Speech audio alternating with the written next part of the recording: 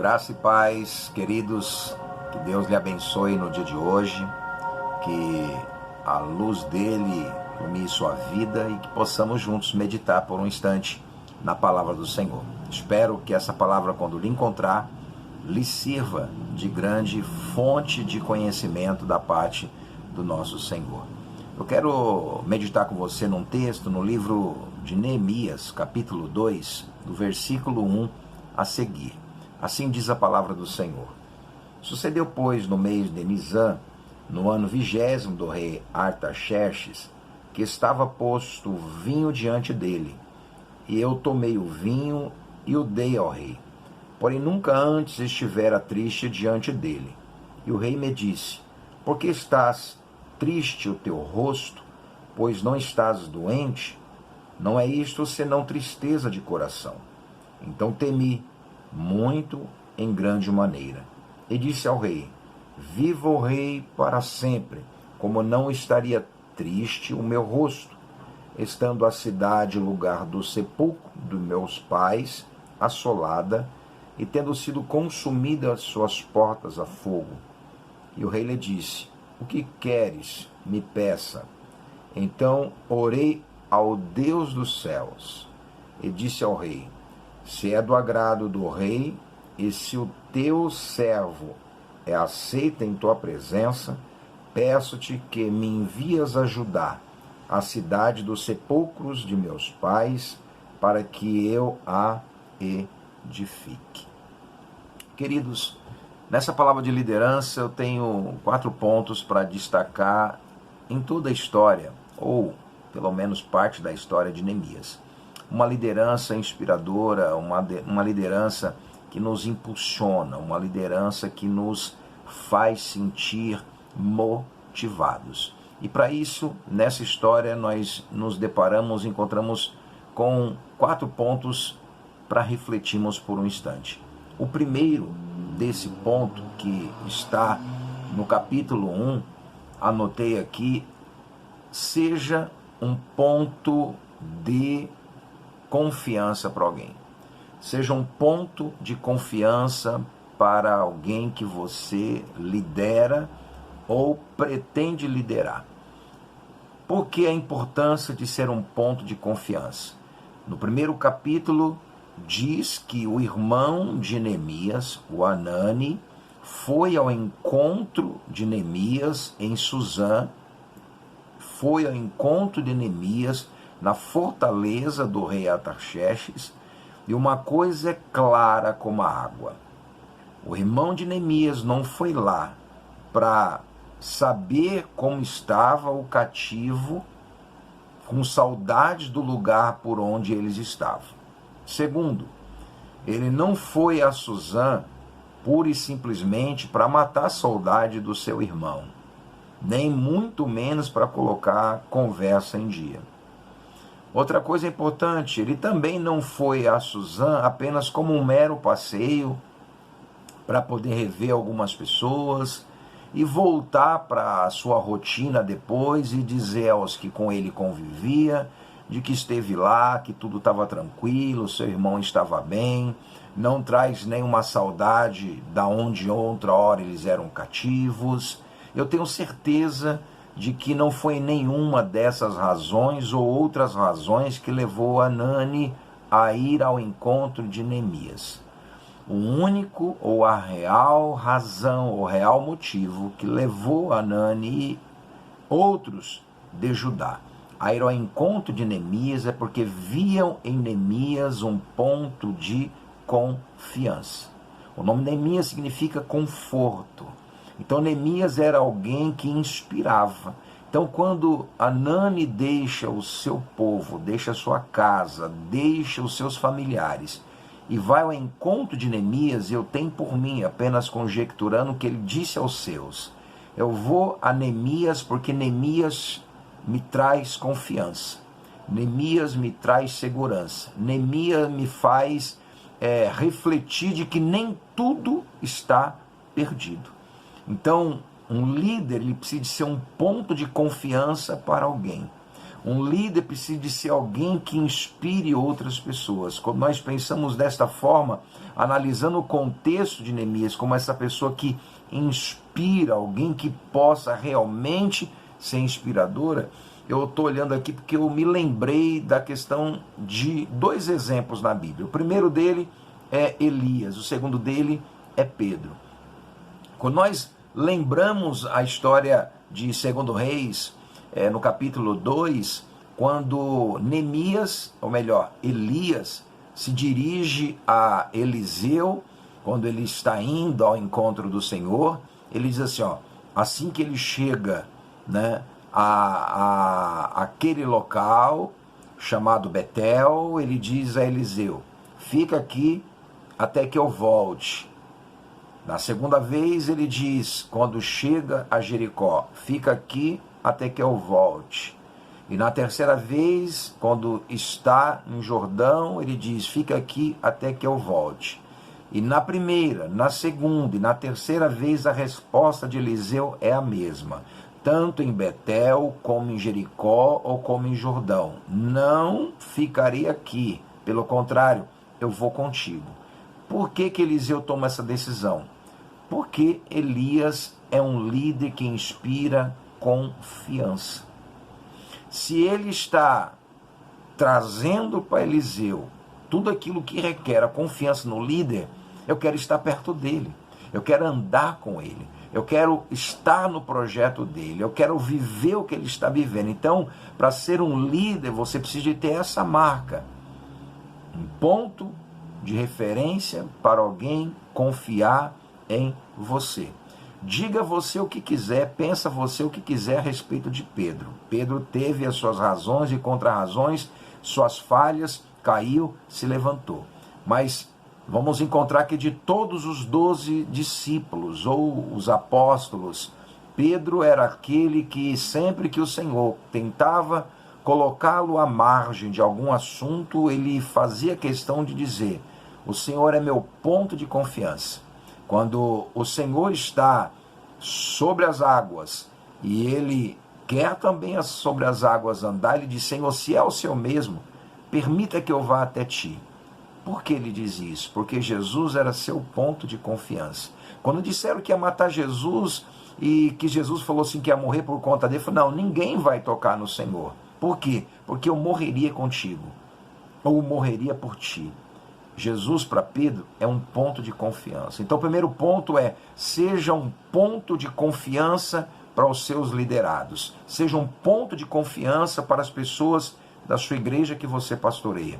Seja um ponto de confiança para as pessoas que lhe procuram e sabe que em você há, de alguma forma, palavras, atitudes, comportamentos que os inspirarão. Segundo ponto importante que a gente aborda em tudo isso, saiba lidar com os desafios, ou saiba lidar com os obstáculos, com as adversidades, com os problemas. Quando nós nos pegamos nesse segundo ponto, sabe lidar com os desafios, percebe-se que a notícia que chega até Neemias é, os muros estão fendidos, as portas estão queimadas, as pessoas vivem numa extrema miséria e ainda são desprezadas. O que faremos? Um líder, ele precisa de estar preparado para enfrentar os desafios. Porque há muitos líderes que, ao invés de se colocar na posição e não achar que ele é detentor ou capaz de resolver aquele problema, mas está pronto a enfrentar os desafios. Toda a confiança nossa está no Senhor, mas devemos de estar prontos para viver cada desafio que vem diante de nós. Vou lhe dar alguns exemplos. O primeiro é aquele momento junto ao Mar Vermelho, quando a multidão olha para trás e vê que vem Faraó. E olha para frente e vê que está o mar. E naquele momento, com tantas murmurações e questionamentos a Moisés, Moisés não tem uma palavra dirigida ao povo. Ele vem para Deus e a resposta de Deus é a seguinte: por que clamas a mim, Moisés? Moisés está diante de um desafio. A palavra dele era: vocês acham que Deus ia nos trazer até aqui para nos fazer morrer na praia? para nos fazer morrer sem as promessas serem cumpridas, sem fazer com que nós cheguemos ao lugar que ele prometeu aos nossos pais? A palavra que Moisés deveria de ter é aquela mesma palavra que Josué e Caleb teve quando eles espiaram a terra. 10 diziam que haviam gigantes, 10 diziam que eles não iam prevalecer, 10 diziam que eles não seriam bem-sucedidos, mas Caleb e Josué dizem assim: se tão somente nós confiarmos no Senhor e formos obedientes a Ele, vamos conquistar a terra que Ele nos prometeu. Sabe o que eles estão dizendo? Nós estamos diante de desafios, mas não vamos recuar. Nós temos sim gigante naquela terra. Lá nós temos sim muitas pessoas para se levantar contra nós.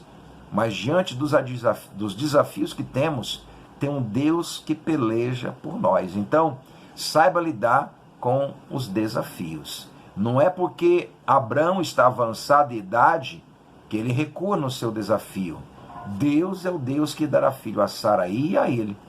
Não é porque Davi é um pequeno rapaz que não tem uma estatura de um gigante guerreiro e nem tem as armas próprias para uma batalha que ele vai recuar.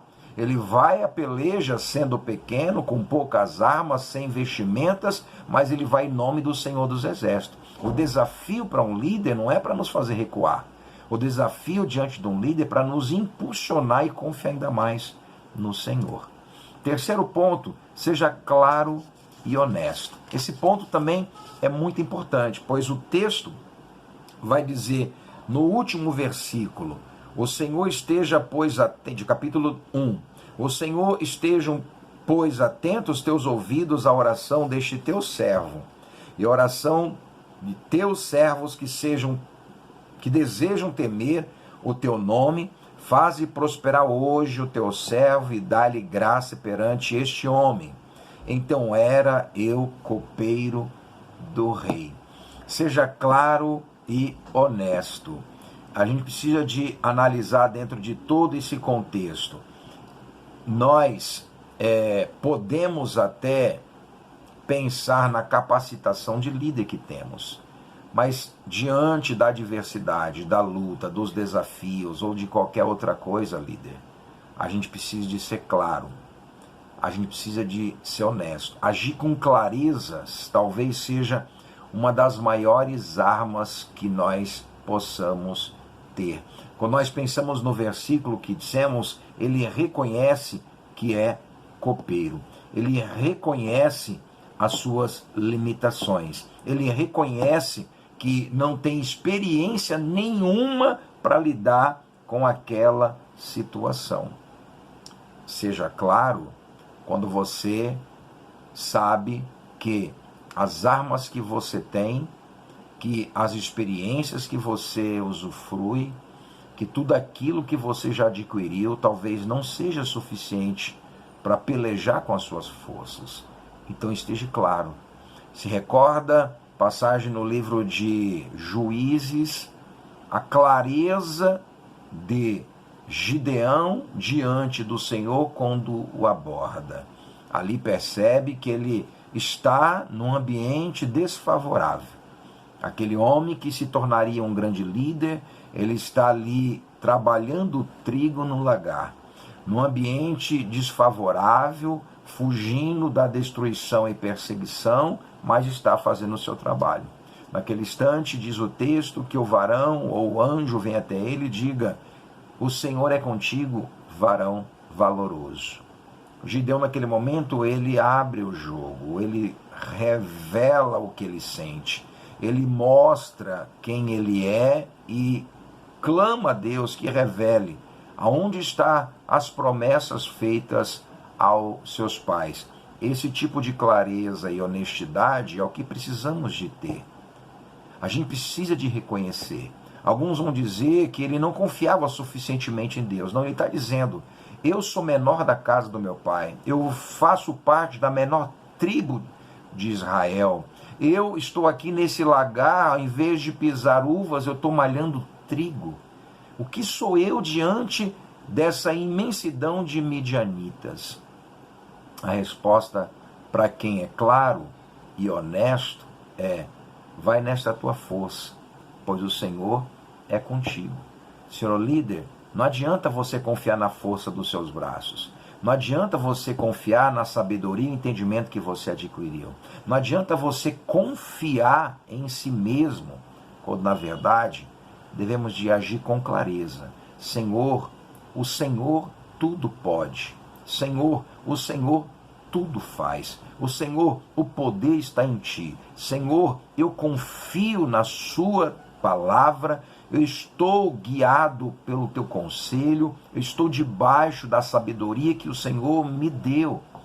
Faça a tua vontade, capacita-me, Senhor, revela-me os teus propósitos. O versículo diz: Senhor, esteja, pois, atento teus ouvidos à oração deste teu servo. Se você agir com clareza, você não vai confiar em si próprio, porque a falência ou o fracasso de muitos líderes é viver aquilo que o Salmo 20, verso 7 vai dizer: uns confiam em carros, outros em cavalos, mas nós, líderes, que somos claros e agimos com honestidade, vamos confiar e fazer menção do nome do Senhor dos Exércitos.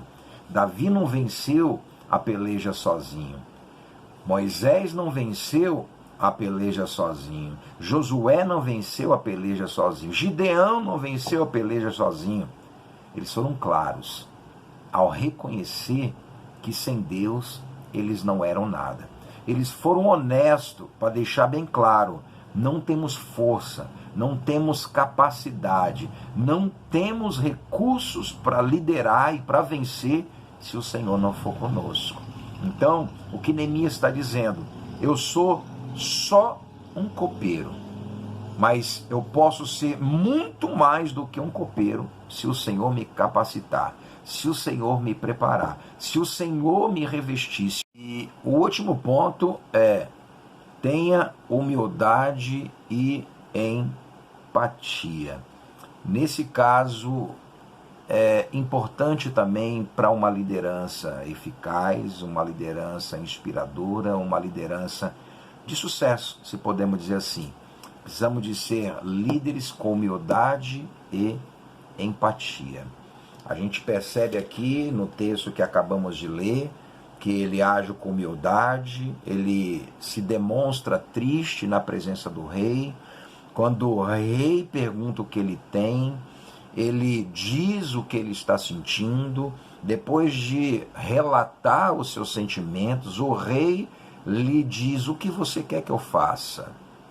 E antes de dizer alguma coisa para o rei, ele primeiro ora ao Senhor, busca a direção do Senhor. Isso demonstra humildade. Primeiro, não confia em si próprio. Versículos anteriores ele diz: eu sou um copeiro. Eu reconheço que sou apenas um copeiro. Eu reconheço que sou servo do meu Senhor. Humildade. E aqui ele se prostra ao Senhor para dizer: ele é o rei, mas tu é o meu Senhor.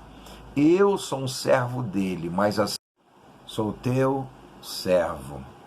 Dois exemplos importantes de uma liderança humilde e com empatia. José, ele foi colocado na casa do cárcere, na prisão. E diz o texto da Bíblia Sagrada que José chegou ali e logo lhe foi dado as chaves daquela casa. Em resumo, ele se tornou um líder. E quando liderava, diz que tudo que ele colocava, tocava a mão, prosperava. E José, sendo ele um líder naquele lugar, não se fazia maior que os outros. Muito pelo contrário. Ele percebe, enquanto preso, que dois homens estão discutindo entre si e tentando resolver um problema que ambos tinham: a revelação de seus sonhos. José era um líder, poderia perfeitamente pensar consigo: eu estou no mesmo lugar que ele, estou vivendo os mesmos problemas, as mesmas mazelas, as mesmas circunstâncias, não vou me envolver em causa de terceiros. Mas José é humilde, porque ele tinha o dom. Ele sabia que Deus o havia dado. Então, ouvindo-os, ele ouve os dois sonhos, interpreta os dois sonhos, e quando eles saem, ele faz um apelo com muita humildade. lembre-te de mim quando chegares o momento certo. A Bíblia nos mostra que Neemias também teve muita humildade.